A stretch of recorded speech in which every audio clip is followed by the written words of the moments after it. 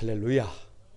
우리 같이 한번 인사를 나눕니다. 주님의 은혜가 여러분에게, 앞뒤 전후 좌우로 주님의 은혜가 여러분에게, 주님의 은혜가 여러분 위에 가득하기를 바랍니다. 어떻게 설들은 잘 보내고 계십니까? 오늘 사도신경 강의 세 번째 시간입니다.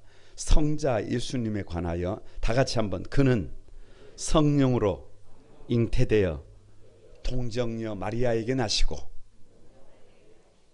그 고백을 생각해 보려고 합니다.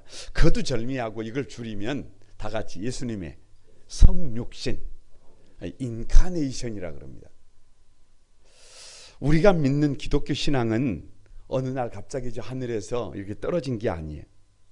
지금까지 2000년 동안을 수많은 비난과 악의적인 공격, 그리고 정죄와 비방을 견디어내고 끝없는 논쟁 가운데서 때로는 이단과의 그 수많은 싸움에서 피를 흘리면서 오늘날까지 2000년 동안 이 사도신경, 우리가 고백하는 이 사도신경을 고백하게 된 줄로 믿습니다.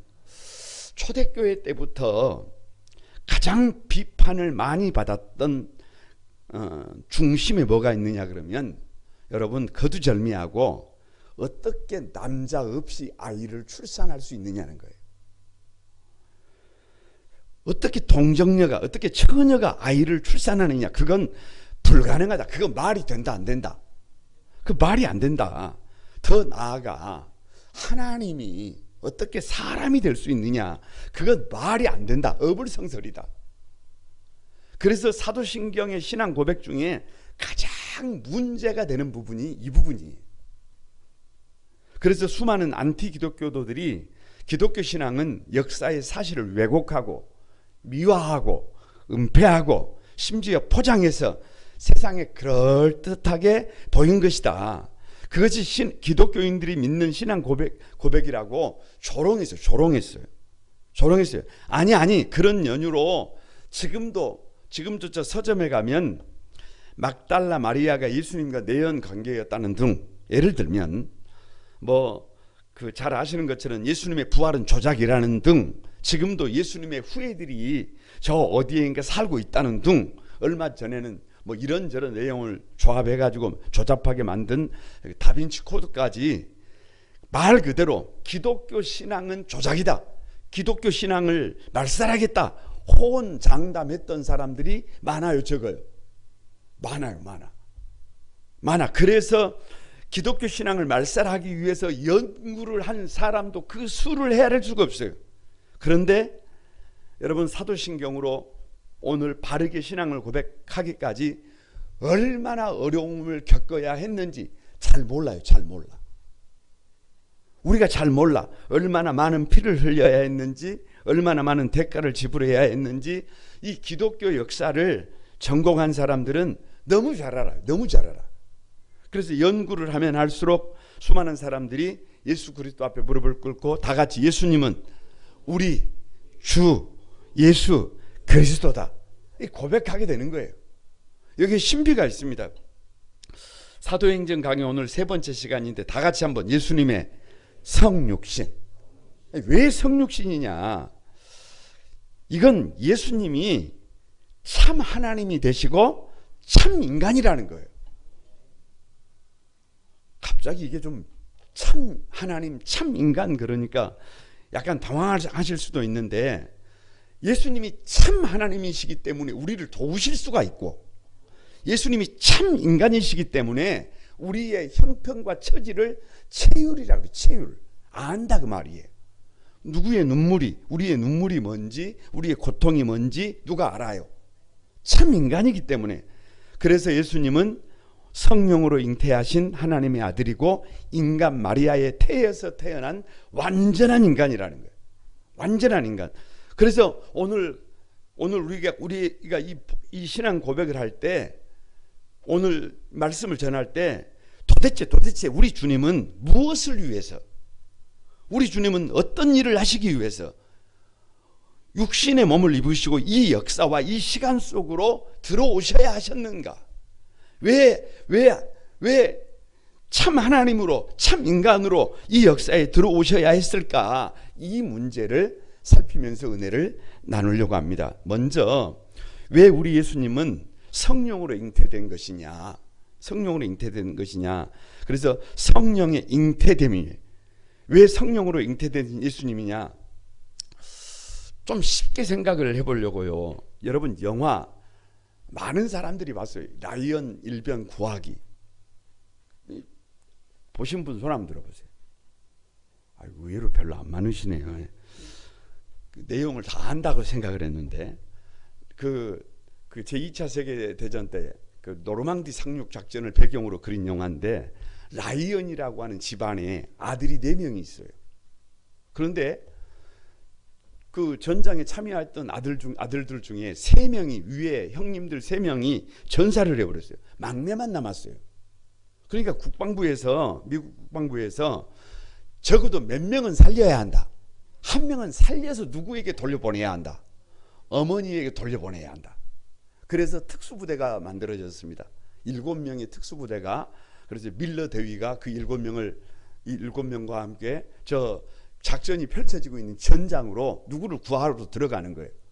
라이언 일병을 구하러 들어가는 거예요. 그런데 문제는 7명 중에 5명이 죽어요.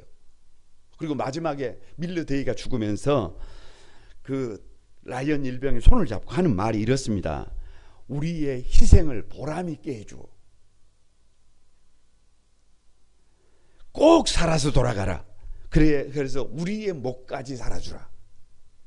마지막으로 죽어가면서 하는 말이에요. 죽어가면서 하는 말. 그래서 영화가 끝날 때 어떻게 끝나느냐 그러면, 그 백발의 이 라이언이 이제 할아버지가 돼가지고 무덤 앞에서, 밀러 대위의 무덤 앞에서 이렇게 말을 합니다. 대위님과 대원들의 희생이 헛되지 않기를 바랬습니다. 지금까지 삶을 살아온 자세, 그들의 죽음이, 희생이 헛되지 않기를 바랬습니다. 그리고 옆에 있는 아내에게 이렇게 말합니다. 여보, 나 좋은 사람으로 살았다고 얘기 좀 해주세요. 얘기 좀 해주세요. 무슨 말이에요? 많은 사람들이 나를 위해서, 나를 살리기 위해서 죽고 그들이 희생으로 준 선물 같은 인생인데 나의 삶을 그들이 볼 때 어떻게 살았다는 거예요? 귀하게 살았다는 거예요. 존귀하게 살았다는 거예요. 자신을 위해 목숨을 내어준 그들이 볼 때 아름다운 삶을 살았다는 고백으로 영화가 끝납니다. 여러분, 이 성육신은 그런 얘기예요. 창세기 15장 17절에 보면 그냥 보시기 바랍니다. 같이 한번 읽어봅니다. 시작. 해가 져서 어두울 때에 연기 나는 화로가 보이며 타는 횃불이 쪼갠 고기 사이로 지나더라. 이게 갑자기 왜 이 말씀이냐? 아브라함과, 믿음의 조상 아브라함과 하나님이 언약을 맺는 모습이에요. 언약을 맺는 모습. 언약이 뭐냐 그러면, 언약은 자른다는 말이에요. 잘라. 뭘 자르냐? 짐승을 갈라요. 짐승을 2조각으로 갈라. 그리고 그 언약의 주체가 되는 사람과 하나님이 어디로 지나가는 거예요? 그 자른 짐승 사이로 지나가는 거예요. 그런데 이상해요. 뭐가 이상하냐? 아브라함은 졸고 있어요. 아브라함은 자고 있어요. 그런데 그 쪼개진 짐승 사이로 누가 지나가는 거예요? 횃불이 지나가요. 횃불로 상징되는 하나님이 지나갑니다. 누구만 지나가는 거예요? 하나님만. 그래서 그걸 편무 언약이라 그래요. 그러니까 앞으로 이 언약을 누군가가 깨면, 아브라함이 깨든지 아브라함의 후예인 우리가 깨든지 누군가가 깨면 이제 그 값을 누가 지불해야 해요? 우리가 지불하는 게 아니에요. 내가 지불하는 게 아니에요. 아브라함은 졸고 있었다니까요. 하나님께서 누구를 대신해서, 사람을 대신해서 어떻게 되는 거예요? 하나님이 찢기시고, 하나님이 쪼개지시고, 하나님이 피 흘리시고, 다시 한번 하나님이 찢기시고, 하나님이 쪼개지시고, 하나님이 피 흘리시고, 하나님이 뭐 해야 해요? 죽으셔야 해요. 그게 십자가예요. 그게 십자가. 그래서 성육신은 다 같이 어마어마한 일이다. 손도 안 보내봐요. 성육신은 어마어마한 일이다. 제가 신학을 하고 나서 가장 마음속에 크게 다가왔던 그 용어 하나가 인카네이션이, 성육신이에요. 성육신. 어마어마한 일이다. 그래서 주보에도 시의 한 부분을 어마어마한 일이다라고 고백했어요. 이건 적은 일이 아니에요. 하나님이신 그분이 나를 위해 이 땅에 오셔서 나를 위해서 당신을 찢으신 사건이에요. 이 비밀을 알면, 이 은혜를 알면, 이 축복을 알면 여러분, 우리는 라이언 정도가 아니에요. 사람 5명이 죽었는데 그게 아니잖아요. 우주 만물의 창조주가 사람의 몸을 입고 오셔서 누구를 대신해서 나를 위해서 찢기진 사건이 성육신이에요. 이건 어마어마한 일이에요. 대충 되는 대로 살 수 있어요, 없어요? 여러분, 안 돼요, 안 돼요. 그렇게 살면 안 돼요. 그렇게 살면 안 돼요. 여러분, 존귀하게 살아야 해요. 그 주인공들이 여러분이 되기를 바랍니다. 왜 성령으로 잉태되신 예수님이냐? 오늘 누가복음 1장 35절 말씀에, 누가복음 같이 한번 읽어봅니다. 시작. 성령이 내게 임하시고 지극히 높으신 이의 능력이 너를 뭐 하시리니? 덮으시리니. 이름으로 나실 바 거룩한 이는 누구다? 하나님의 아들이라 일컬어지리라. 여러분, 이 왜 누가복음 1장 35절이냐 그러면 그 아들을 향한 아버지의 간절한 마음을 표현하는 기법이에요. 기법. 저 창세기 1장에서는 천지를 창조하실 때 여호와의 신이 수면에 운행하셨대요. 수면에 운행하실 때. 이 말씀은 우주 만물이 우연히 만들어진 것이 아니라 누가 창조하셨다는 거예요.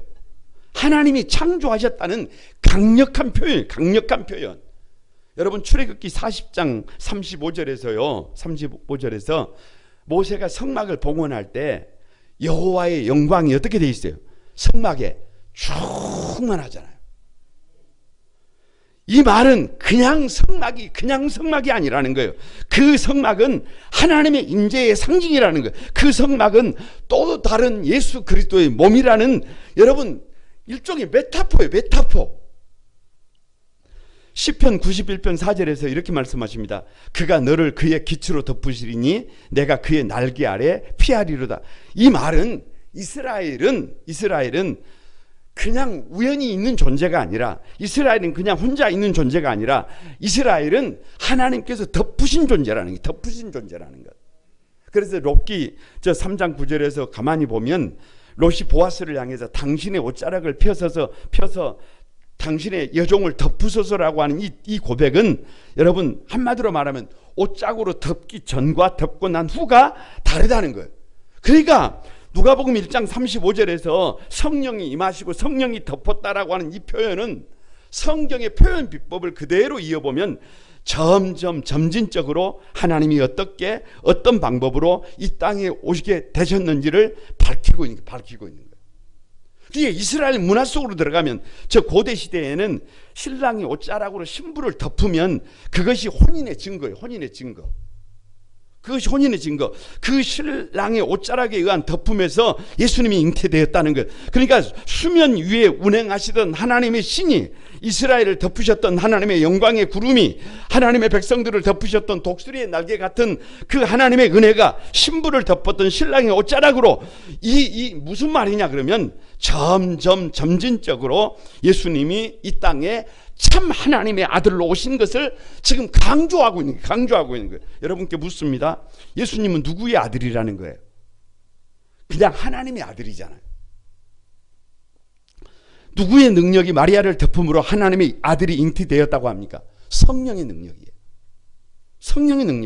따라서 예수님의 잉태에 관한 한 우리가 알고 있는 요셉 마리아의 남편은 지극히 높으신 이의 하나님이 아니에요. 그러니까 마리아의 남편은 하나님. 그래서 예수님은 요셉의 아들이 아니라, 사람의 아들이 아니라 누구의 아들이에요? 하나님의 아들이 되는 것입니다. 그걸 성육신이라 그래요. 하나님이 인간의 몸을 입으신 것입니다.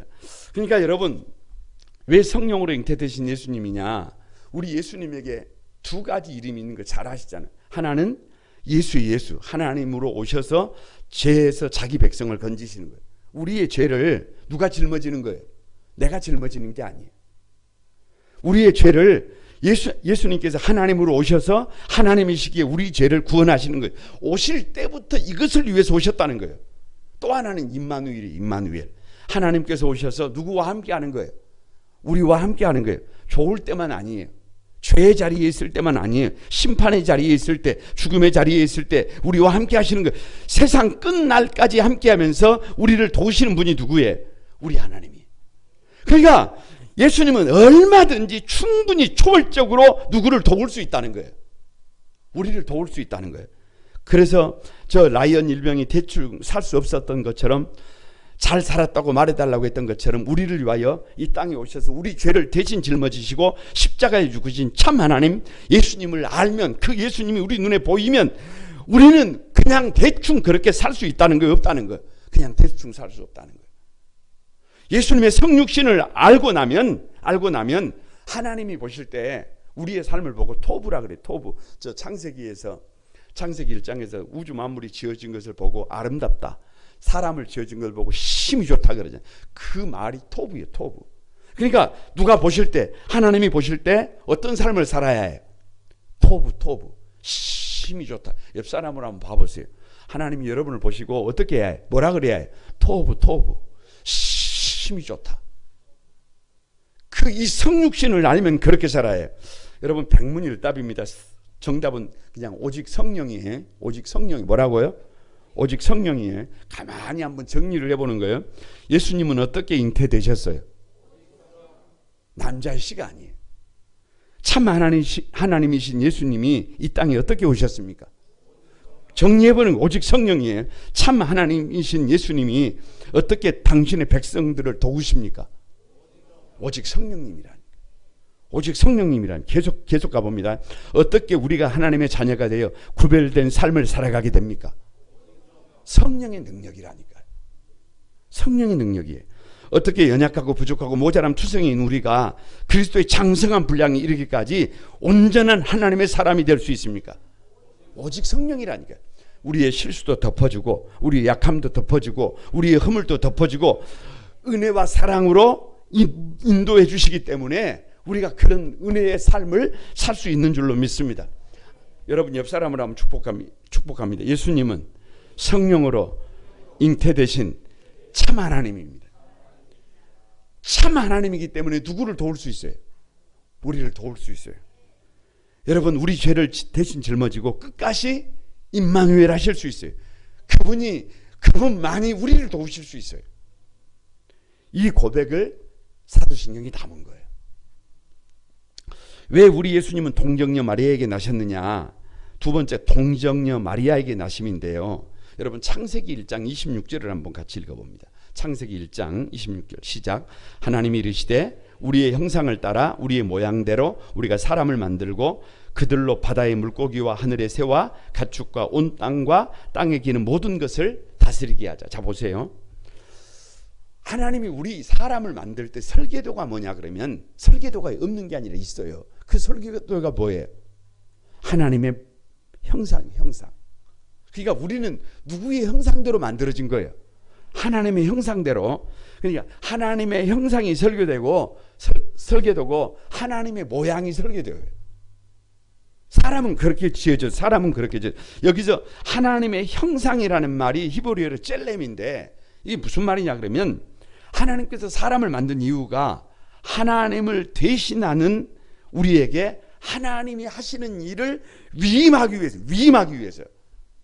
그러니까 하나님이 하시는 일을 우리에게 위임해 주셔서 우리가 이 세상 모든 것을 뭐하게 하셨어요? 다스리게 하셨어요.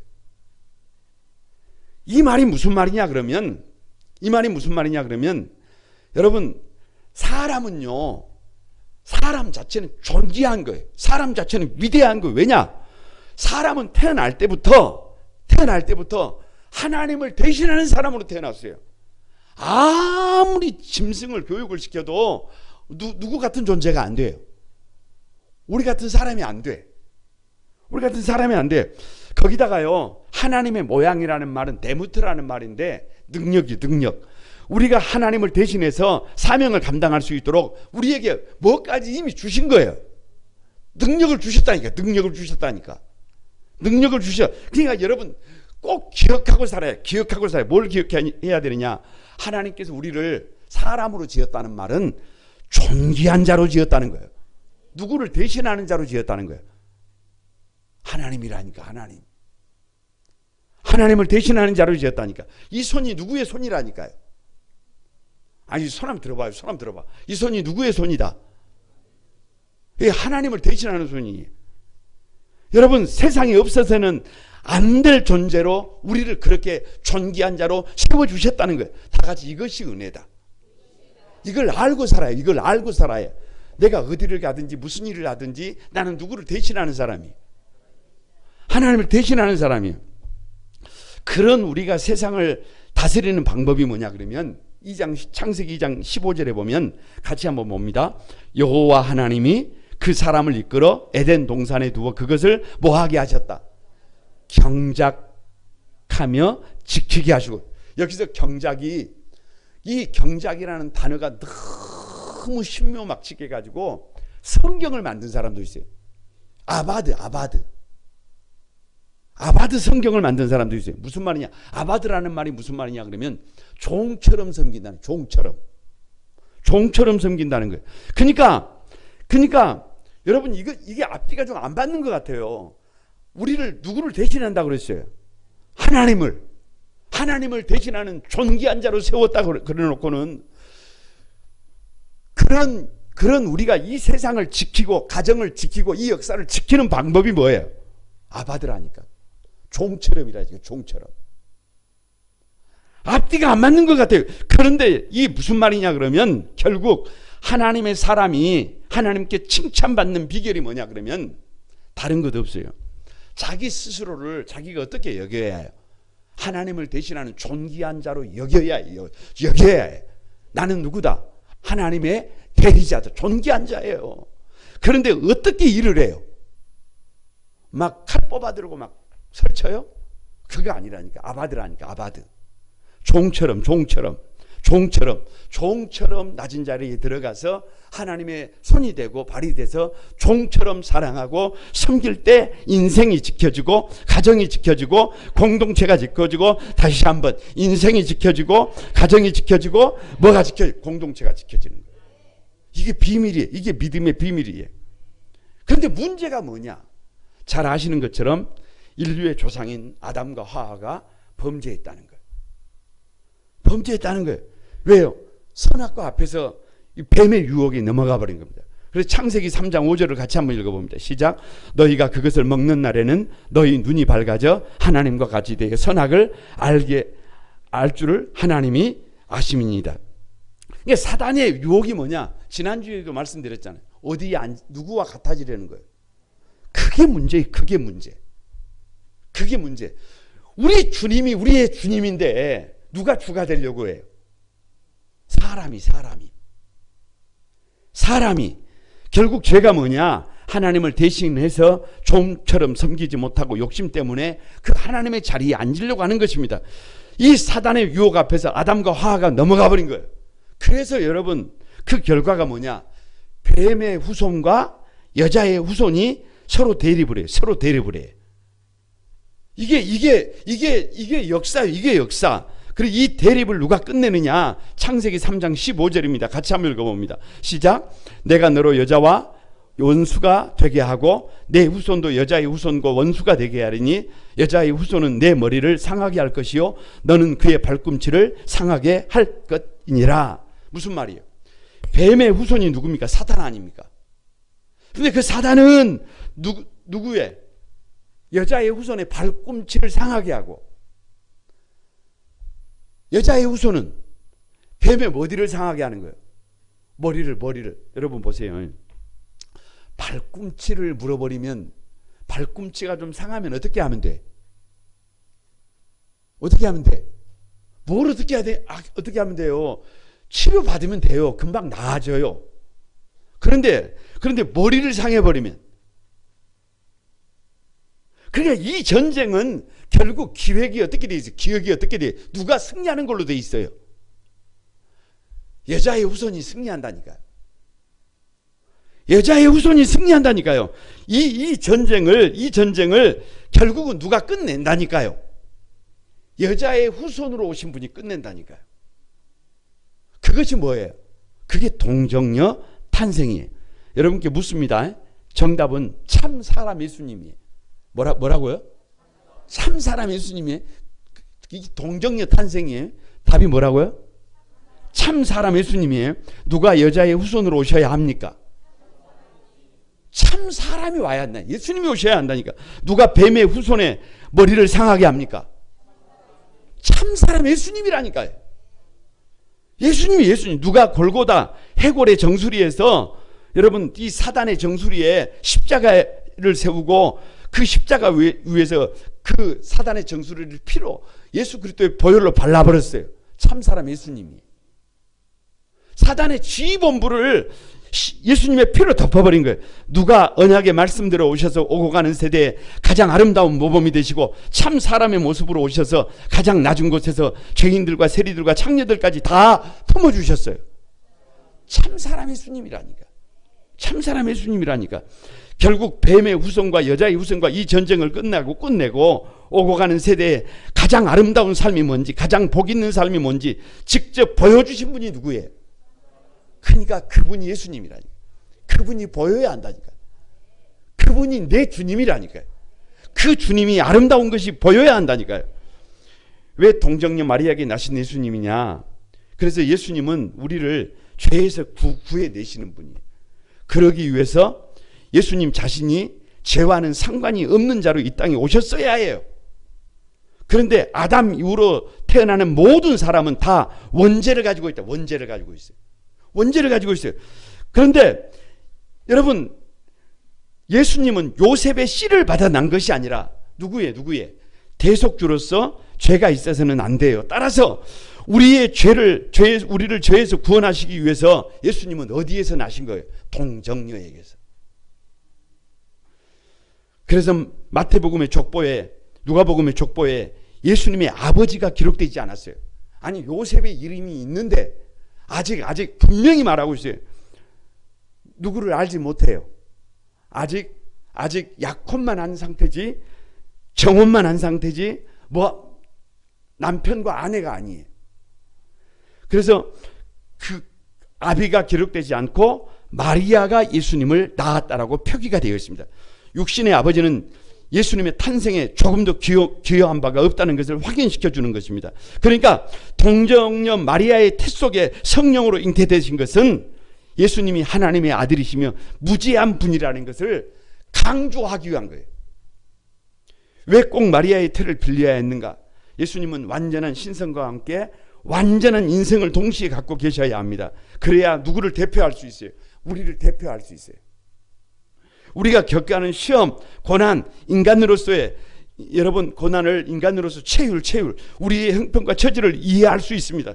그래서 예수님은 완전한 인간으로 태어나서 자라고 인간이 겪을 수 있는 모든 아픔과 눈물과 절망과 좌절까지 다 겪으신 분이 누구예요? 우리 주님이에요. 우리 주님이 저 갈릴리 나사렛에서 나셨어요. 여러분 가불 땅이 더러운 땅. 적어도 우리가 태어난 곳을 뭐라고 부르지 않아요. 더럽다고 부르지 않아요. 근데 예수님은 더러운 땅에 나셨어요.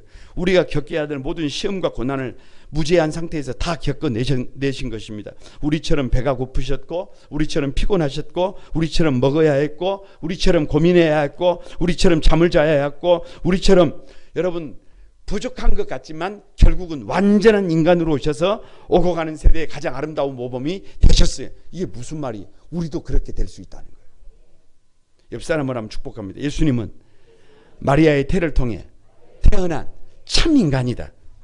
우리가 겪는 모든 고통을 다 누가 겪으셨다? 주님이 겪으셨다. 그래서 우리를 채울하실 수 있다. 그래서 여러분 그 주님처럼 우리도 그렇게 승리할 수 있다. 이 고백을 이 예수님에 대한 고백 두 번째에 담은 것입니다. 도대체 우리 주님은 왜 하나님이 육신의 몸을 입으시고 오셔야 했을까? 여러분 이 마지막 예수님의 성육신을 이 전체적으로 다시 한번 생각을 해보려고 그래요. 백문일답입니다. 오늘 제가 그 묵도하는 시간에 빌립보서 2장을 가만히 여러분에게 읽었는데요. 예수님의 자기 비하예요. 뭐라고요? 자기 비하. 자기를 뭐 했다는 거예요? 낮추셨다는 거예요. 자기를 낮추셨다는 거예요. 백문일답입니다. 그냥 정리를 하기 위해서 한번 여러분 입으로 선포를 해보시기 바랍니다. 정답은 우리를 위하여. 다 같이 뭐라고요? 지금부터 묻습니다. 그냥 답은 정해져 있어요. 왜 하나님께서 마리아의 태에서 그 어린 생명체로 10달을 계셔야 했어요? 우리를 위해서요. 우리도 그 과정을 겪었잖아요. 왜 하나님께서 인간의 몸으로 마구간에 오셔야 했어요? 우리를 위해서. 왜요? 짐승된 우리 인간을 죄에서 속량하기 위해서 마구간에 짐승의 밥으로 오신 거예요. 왜 우리와 똑같은 모습으로 사셨습니까? 우리를 위해서. 예수님이 존귀하실 수 있으면 누구도 존귀할 수 있는 거예요. 우리도 존귀할 수 있어요. 여러분, 사도신경에 이걸 담았다니까요. 왜 예수님은 평생 자기의 소유나 집이나 재산을 한 번도 가져본 것이 없어요? 왜요? 왜? 혹여라도 우리가 예수님은 집도 있었잖아요. 예수님 장가도 갔잖아요. 예수님 자식도 있잖아요. 그러면 예수님이 할 말이 있어요? 없어요. 그래서 우리를 위하여 집이 없는, 우리 어떻게 보면 집이 없는, 우리 가운데 집이 없는 사람도 많고 재산이 없는 사람도 많고 자식이 없는 사람도 많고, 그런데 우리 주님은 어떤 분이에요? 그런 분이에요. 왜 예수님은 가족들에게도 미친 사람 취급을 당해야 했습니까? 우리를 위해서라니까요. 정신을 똑바로 차리라니까요. 여러분, 우리 예수 믿는 사람들 중에 이 명절 때 집에 가면 자칫 잘못하면 미친 사람 취급 받을 수가 있어요. 그런데 누구만 그런 게 아니에요. 우리만 그런 게 아니고 주님이 그러셨다니까. 왜 3년 동안 동고동락을 하며 가르치신 제자에게 팔려야 했습니까? 우리를 위해서라니까요. 우리도 마음 주고 정 주고 다 줬는데 난중에 가보니까 그런 경우가 어디 한둘이에요. 왜 예수님은 얼굴에 침뱉음을 당하고 뺨을 맞고 조롱을 받으셔야 했어요? 우리를 위해. 잊으면 안 된다니까요. 우리 중에도 그렇게 멸시당하고 천대받는 사람들이 어디 한둘입니까? 왜 십자가에 달려서 엘리 엘리 사막다니 하면서 절규하면서 죽으셔야 했어요? 우리를 위해서. 그렇게 당신의 물과 피 한 방울까지 다 우리를 주고 우리를 살려주신 거예요. 그래서 예수님은 우리가 죄에 대해 시달리는 것을 알고 한 영혼이 당신께 돌아오는데 뭐가 필요하고 있는지를 알고, 우리의 질고를 알고, 우리의 눈물을 알고, 우리의 질병과 고통을 알고, 그는 하나님의 보좌 우편에서 우리를 위해서 중보하고 계시는 것입니다. 우리를 돌보시는 예수님이. 그러기에 예수님의 성육신을 알면, 그 위대한 성육신을 알면 여러분, 우리가 되는 대로 살 수가 없어요. 우리도 그 주님처럼 예수님을 본받아 낮아질 수 있어요. 아바드 하세요. 아바드. 겸손하게 살아갈 수 있어요. 왜 예수님의 성육신이냐? 여러분, 이 초대교회 때요, 이 성육신, 이 사도신경을 고백하게 될 때 처음에 말씀드렸어요. 가장 큰 논쟁거리가 뭐냐 그러면 한 인격 안에 두 본성이 공존한다는 거예요. 이게 참 어려운 문제예요. 이걸 쉽게 설교 한 번으로 말씀드리기가 어려운 문제예요. 그런데 BC 451년 칼케톤에서 예수님의 신성에 대해서 정확하게 이렇게 정리를 합니다. 우리 주 예수 그리스도는 한 분의 동일한 아들이시고 신성에 있어 또 똑같이 완전하시고 인성에 있어서 똑같이 완전하시며, 다 같이 참으로 하나님이시고 참으로 사람이시니. 결론이 그거예요. 참으로 하나님이시고 참으로 사람이시니. 그러면서 부연 설명을 이렇게 해놨어요. 한번 따라하세요. 뭔 말인지 잘 몰라도 돼요. 한번 따라만 해보세요. 영광이 비천을 받아들이고, 덕이 연약함을 받아들이고, 영원성이 가시성을 받아들였다. 뭔 말인가 몰라도 돼요. 그런데 그 깊이를 알면 막 가슴이 저며와요. 그 부족한 것 같은데 거기에 뭐가 있어요? 온 우주가 있어요. 그 온 우주가 있는, 우주만 보이는 것 같은데 거기 뭐가 있어요? 그 안에 내가 있어요. 그 안에 내가 있어요. 예수님 안에 내가 있고 내 안에 누가 있어요. 뭔 말인지 몰라도 할 수가 없어요. 왜 이런 고백을 하게 되느냐? 왜 이런 고백을 하게 되느냐? 그 초대교회 때 이단 중에 가연설을 주장하는 사람들이 있어요. 가연설. 이게 설교 한두 번으로 이게 하기가 사실은 어려운 얘기예요. 예수님은 육체로 오신 것이 아니라 영으로 오셨다는 거예요. 영으로. 그렇게 주장을 해서 왜? 그때 사람들 중에 영주주의에 빠져가지고 육체는 더럽고 영만 선하다는 거예요. 영만 선하다는 거예요. 그래서 잘못된 사람들은 육체는 더러우니까 같이 사는 사람들도 더럽게 봤어요. 자기 삶의 자리도 더럽게 봤어요. 더럽게 본 거예요. 그러니까 이게 삶이, 교회 다니는 사람들이 사람이 이상해져. 그런데 이 성령으로 잉태되고 동정녀 마리아에게 나셨다라고 하는 이 고백 안에 저 하늘만 깨끗한 게 아니라, 하늘만 중요한 게 아니라 어디도 중요하다. 땅도 중요하다. 영혼만 중요한 게 아니라 뭣도 중요하다. 몸도 중요하다. 신성만 중요한 것이 아니라 인성도 중요하다. 그래서 참 하나님, 참 인간이신 예수님에 대한 고백은 우리의 뭐를 바꿔요? 삶을 아름답게 바꿔내는 열쇠가 됐어요. 열쇠가 됐어요. 왜 예수님의 성육신이냐? 마지막으로 마태복음 1장 17절을 같이 한번 읽어봅니다. 시작. 그런즉 모든 대수가 아브라함부터 다윗까지 14대요 다윗부터 바벨론으로 사로잡혀 갈 때까지 14대요 바벨론으로 사로잡혀 간 후부터 그리스도까지 14대더라.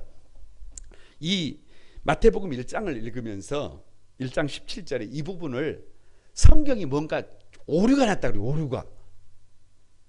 많은 사람들이 이게 오류다 그래요. 오류가. 그런데 그런 게 아니에요. 이게 무슨 말이냐? 예를 들면 예수님의 족보는 14대로 14대로 나눠져 있어요. 아브라함부터 다윗까지 14대, 다윗부터 바벨론으로 사로잡혀 갈 때까지 14대, 바벨론에서 그리스도까지 14대. 여기에 비밀이 있어요. 여기에 비밀이 있어요. 무슨 말이냐? 14대라는 것은 7이 두 번 반복돼야 돼요. 27에 14. 14대는 7이 두 번 반복돼야 돼요. 7은 이스라엘에게 완전 숫자. 두 번 반복되는 것입니다. 그런데 여러분 7, 6 그러면 몇이 되는 거예요? 40이 다 되잖아요. 이게 7이 몇 번이 곱해져야 되는데 7번이라니까. 그래서 희년이 77에 49라니까요. 그래서 뭔가 이게 안 맞아. 그래서 성경이 오류라고 주장하는 사람들이 있어요. 근데 여기에 비밀이 있어요. 여러분 10세대라는 것은 다시 말씀드리지만 7이 두 번 반복되는 건데 7은 완전수. 그래서 7, 6, 40이가 아니라 7이 몇 번 곱해져야 해요. 7이 곱해져야 돼. 그런데 여러분 문제는 7이 몇 번밖에 곱해지지 않았어요. 6번. 왜? 7번째가 누구라는 거예요? 저와 여러분이라는 거예요. 저와 여러분이라 믿음의 족보를 이어갈 사람들이 이제 누구의 이름을 거기다 올려야 해요.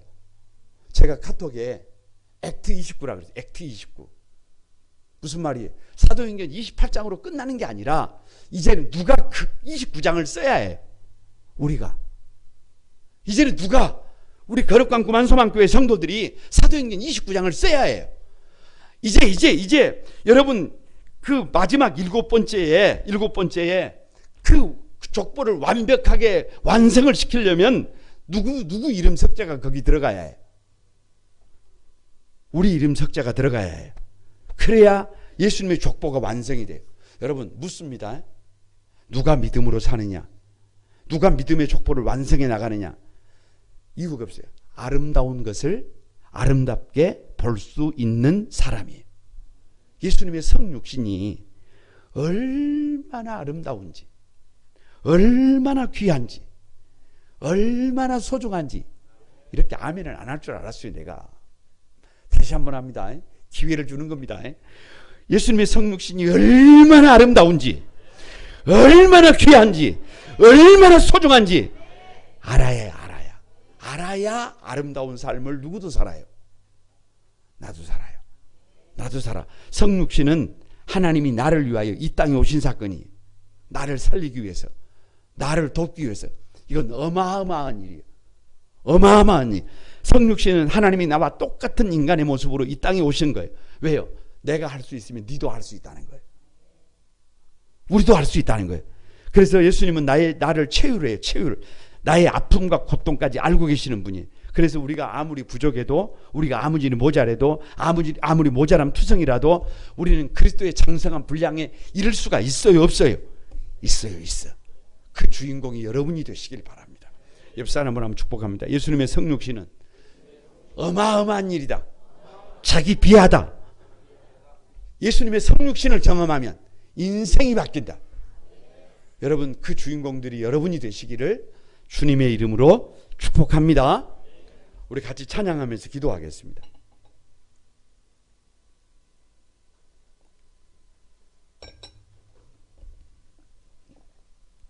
지존하신 주님 이름 앞에 이 찬양 같이 드립니다.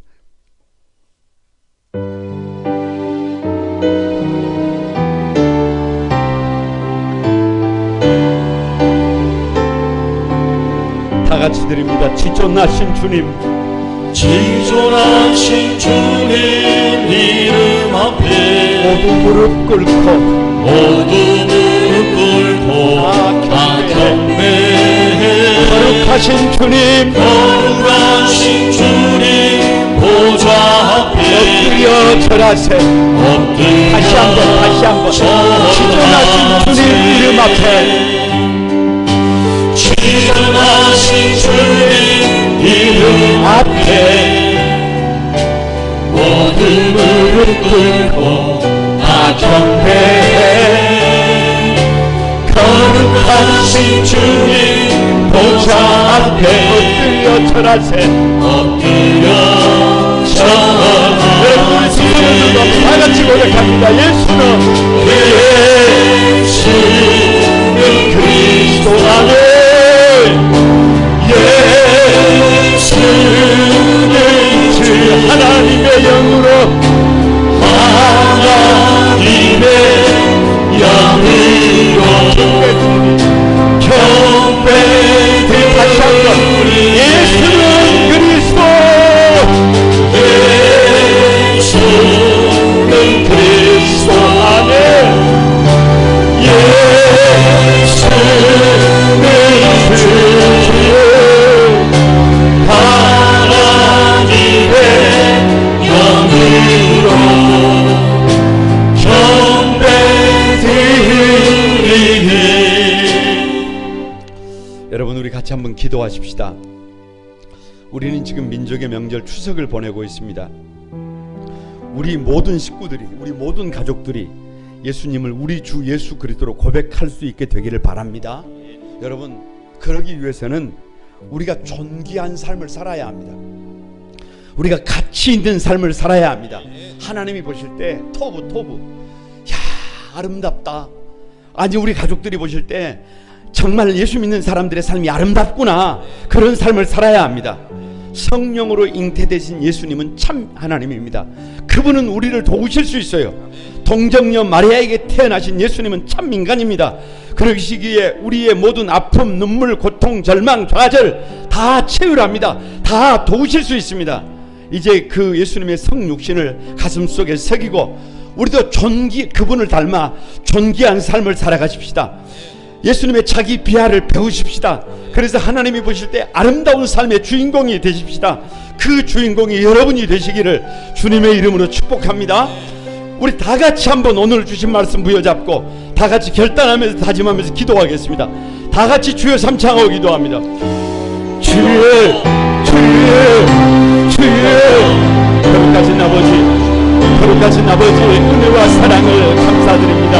아버지, 민족의 명절을 맞이했습니다.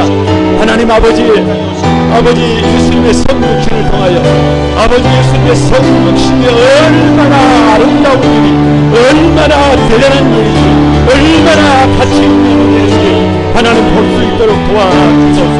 하나님 눈을 열어 보게 하여 주시고 아버지 참 하나님으로 오신 우리 하나님께서 우리를 도우실 수 있습니다. 참 인간으로 오신 예수님께서 우리를 채우하십니다. 얼마든지 우리는 일어날 수 있고 얼마든지 가치 있는 삶을 살 수 있고 얼마든지 복 있는 삶을 살아낼 수 있습니다. 주여 도와주시고 이 시간 이 고백 이 결단 이 각오를 다짐하는 모든 한 소망의 가족들에게 하나님의 넉넉한 은혜와 사랑을 기름 부어 주시옵소서. 거룩하신 주님, 은혜와 사랑을 감사드립니다. 예수님의 성육신은 어마어마한 일입니다. 놀라운 일입니다. 성령으로 잉태되신 예수님은 참 하나님이셔서 우리를 도우실 수 있고 동정녀 마리아에게 태어나신 예수님은 참 인간이셔서 우리의 모든 아픔과 환경을 치유를 하실 수 있는, 도우실 수 있는 분입니다. 그 주님이 아버지 우리의 모범이고 그 주님이 우리의 주님이실진데 무엇을 두려워할 것입니까? 무엇을 염려할 것입니까? 그 주님과 함께 우리도 존귀한 삶을 살게 하여 주옵소서. 하나님이 보실 때 토부 심히 아름답다 고백할 수 있는 복 있는 삶의 주역들이 우리 한소망의 모든 가족들이 되도록 축복해 주옵소서. 감사드리옵고 예수님의 이름으로 기도드리옵나이다. 아멘. 545장